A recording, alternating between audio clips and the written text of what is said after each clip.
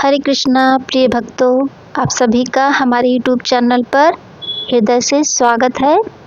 कार्तिक मास अब अपने अंतिम पड़ाव पर है, लेकिन इसके पुण्य और भक्ति का प्रभाव हमेशा हमारे जीवन में बना रहेगा।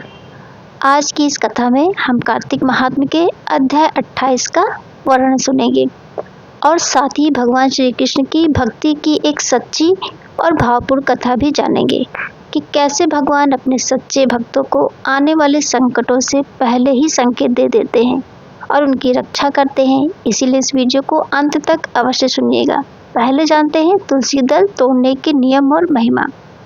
देवर्षि नारद जी ने ब्रह्मा जी से पूछा, भगवान की पूजा में तुलसी दल का बड़ा महत्व है, अतः कृपया बताइए कि तुलसी दल कब और कैसे तोड़ना चाहिए।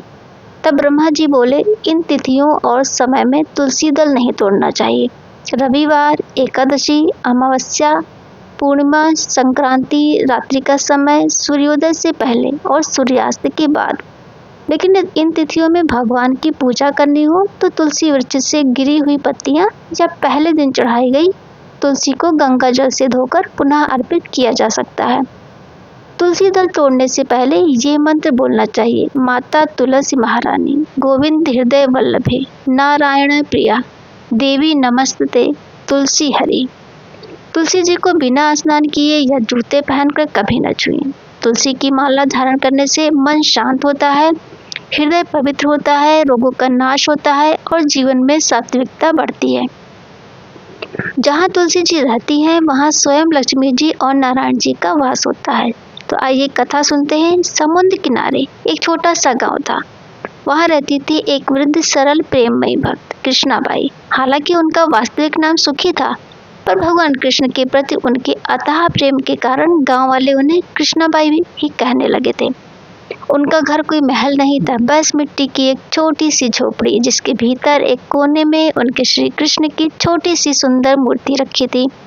हर सुबह वे उठती, स्नान करती, फूल बटोरती और अपने हाथों से ताजी माला बनाकर कान्हा जी को पहनाती और फिर बैठ जाती। धीरे से मुस्कुरा कर कहती, कान्हा आज कैसी लग रही है माला, तू तो मेरे मन का राजा है। वो भगवान से ऐसे बात करती जैसे कोई अपनी सांसों से बात करता है।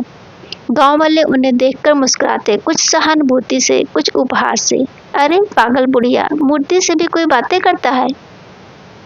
लेकिन कृष्णाबाई को उनके शब्दों से ना कोई दुख होता, ना कोई ग्लानि, क्योंकि उनका प्रेम सच्चा और निर्मल था। और जहाँ प्रेम सच्चा हो, वहाँ दुनिया की हंसी मायने नहीं रखती।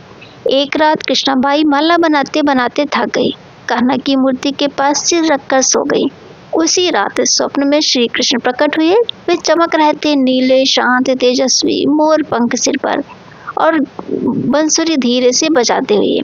उन्होंने प्रेम पूर्वक कहा, बाई कल समुद्र में बड़ी लहर उठेगी, गांव डूब जाएगा, तुम सुबह होते ही ये गांव छोड़ देना, पास के गांव में चली जाना, यही मेरी आज्ञा है। कृष्णाबाई नींद से जागी, उनकी आंखों में प्रेम के आंसू थे। वो बोली, कान्हा तूने मुझे संभाला, तूने मुझे पहले ही बता दिया, मैं कैसे धन्यवाद दूं। अगले दिन बाई ने जरा भी देर नहीं की। उन्होंने अपनी कान्हा जी की मूर्ति, कुछ कपड़े, कुछ दाने और वही छोटी सी सुई जिससे वे फूल पिरोकर माला बना देती, सब एक टोकरी में रख दिया। लेकिन सुई तिनकों के बीच कहीं गिर गई थी और उन्हें मिली नहीं। उन्होंने सोचा कोई बात नहीं, नई ले लूंगी। उन्होंने बैलगाड़ी मंगवाई, उसमें सामान रखा और गांव छोड़ने लगी। गांव वालों ने देखा और हंसते हुए बोले, लो पागल बुढ़िया ने सपना देख लिया, अब प्रलय आएगी, हा हा हा। लेकिन कृष्णाबाई ने किसी एक का भी नहीं उत्तर दिया। उनकी आंखों में बस विश्वास था। बैलगाड़ी गांव की सीमा तक पहुंची, तभी कान्हा जी की आवाज फिर सुनाई दी, धीमी, कोमल पर दृढ़, बाई तो सुई भूल आई है जिससे तू रोज मुझे माला पहनाती है। बस ये सुनते ही कृष्णाबाई का हृदय चीर सा गया।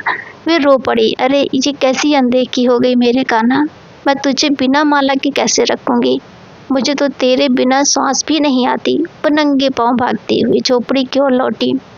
गांव वाले फिर हंसे, देखो पागल तो और भी पागल हो गई, पर उसे उनकी हंसी सुनाई ही नहीं दी। वो सुन रही थी सिर्फ अपने कान्हा की पुकार। काफी खोजने के बाद उसे वह सुई तिनकों के भीतर मिल गई।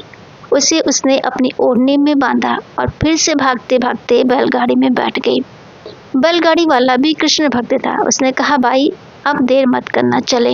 कृष्णाबाई ने बस धीरे से कहा, चलिए, मेरे कान्हा की आज्ञा है। जब बैलगाड़ी ने गांव की सीमा पार की, अचानक धरती कांपने लगी, समुद्र गरज उठा और एक ही क्षण में पूरा गांव जलमग्न हो गया। हर घर, हर चौखट, हर गली समुद्र में समा गई। बाई की आंखें भर आई, पर मन में डर नहीं था, सिर्फ कान्हा का स्पर्श था। बैलगाड़ी वाले ने कांपते हुए पूछा, बाई ये तो सच हो गया। कृष्णाबाई मुस्कुराई, जब तक मेरी माला की सुई गांव में थी, कान्हा ने पूरे गांव को बचाए रखा था।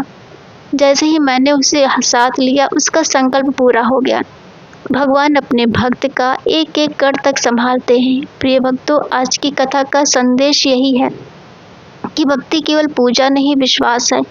जब प्रेम सच्चा हो तो भगवान स्वयं अपने भक्तों को संभालते हैं, संकट आने से पहले चेतावनी भी देते हैं और रक्षा भी करते हैं। यदि आपको आज की ये कथा हृदय को छू गई हो तो कृपया इस वीडियो को लाइक जरूर करें और अपने परिवार और मित्रों तक पहुंचाएं, क्योंकि भगवान का संदेश वितरित करना भी भक्ति है। और हाँ, नीचे कमेंट में प्रेम पूर्वक अवश्य लिखिएगा, जय श्री कृष्णा। आपकी हर टिप्पणी, हर शब्द हम तक नहीं, सीधे ठाकुर जी तक पहुंचता है। हरे कृष्णा। फिर मिलेंगे दोस्तों अगले वीडियो में, तब तक के लिए जय श्री कृष्णा दोस्तों।